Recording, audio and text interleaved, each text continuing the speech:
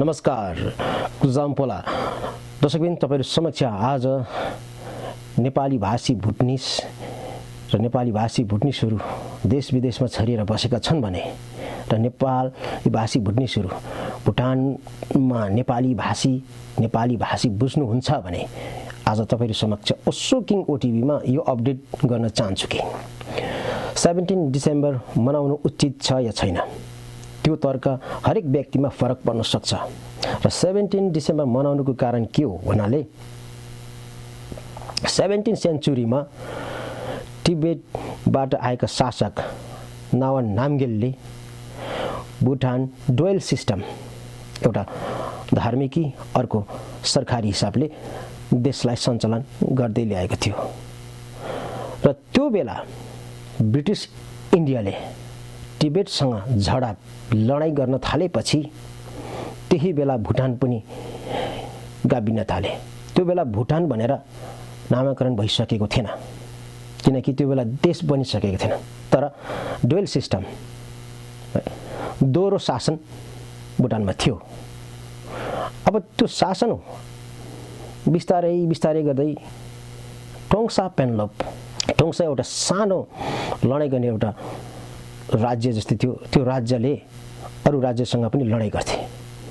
त्यही बेलामा सबैभन्दा अग्रज नाम चलेका लडाकु उगेन वाङचु त्यो बेला अन्य राज्य र विभिन्न ठाउँमा लडाई लडिरहेको थिए।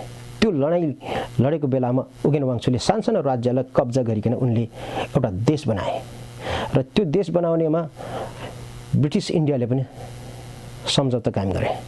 यति ठाउँ चाहिँ भुटानको हो उगेन वाङचुले भनेपछि ब्रिटिश इन्डियाले पनि ओके यो सही छ भनेर र ब्रिटिश इन्डियाको जुन ट्रिटी छ र भुटान र ब्रिटिश इन्डिया बीचमा ट्रिटीमा पनि उनीहरूले साइन गरेपछि उगेन वाङचुलाई भुटानको राजा पहिलो राज्य भनेर अभिषेक घोषणा गरियो 1907 डिसेम्बर 17 मा।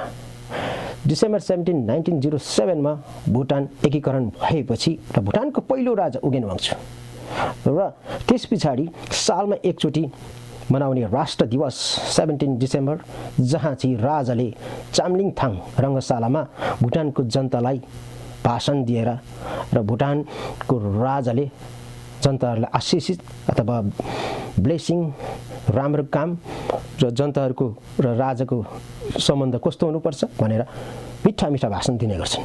दर्शकबिन तर तपाईहरुको विचारमा के कस्तो छ र म चाहिँ के भन्छु भने हिजो आज नेपाली भाषी भुटनिसहरुले जहाँ भुटानको निरङ्कुश शासन जिग्मे वाङचुले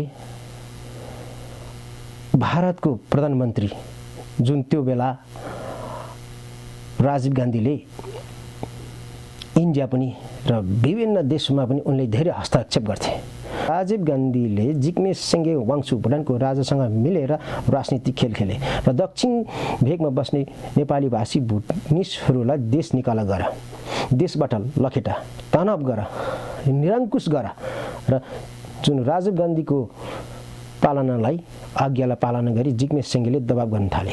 त्यही दबाव गर्नको लागि दागो छिरिङलाई प्रयोग गरे। दागो छिरिङलाई प्रयोग गरेपछि साँच्चै नै नेपालीमाथि दागो छिरिङले शासक आर्मीहरू पुलिसहरू लगाएर जबरजस्ती नेपालीमाथि कुटपिट गर्न थाले। निर्दोष नेपालीहरूलाई जेलमा हाल्न थाले र देशलाई भुटान देशलाई छोडा भनेर जबरजस्ती तिमीहरूको देश नेपाल हो रीतिरिवाज संस्कार नेपालसँग मिल्छ नेपाल देश जाऊ जापा जाऊ पापा खाऊ भन्दै देशबाट निकाला गरे र लाखौं नेपाली भाषी भुटनिसहरु दक्षिण भुटानबाट नेपाल पुर्खाको देशमा आएर शरण लिएर बसे र यही सिलसिलामा म के भन्न चाहन्छु भने अझै पनि 200-300 नेपाली निर्दोष नेपालीहरू आजीवन कारावास भोगिरहेछन्।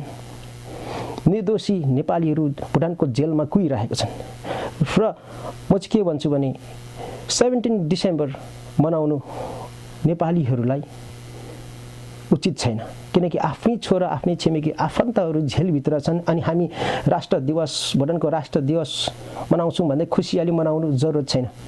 यदि नेपालीहरू जेलबाट निक्लियो निर्दोषी नेपालीहरू जेलबाट स्वतन्त्र भयो भने मनाउनु उचित छ र यही भन्दै दर्शकबिन भुटानको निरङ्कुश शासन अझै पनि राम्रो छैनन्।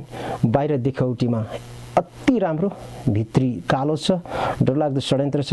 भुटानको राजा ठिक छैन, शासक ठिक छैन, भुटानमा फेक प्रजातन्त्र छ, फेक डेमोक्रेसी छ र जुन फेक डेमोक्रेसीलाई हामी मान्ने दिँदैनौँ र देश विदेशमा बसेका नेपाली भाषीहरूले पनि मान्ने दिने छैनन्।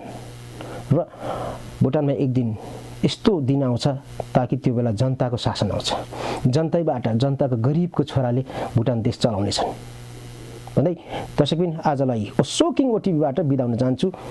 नमस्कार।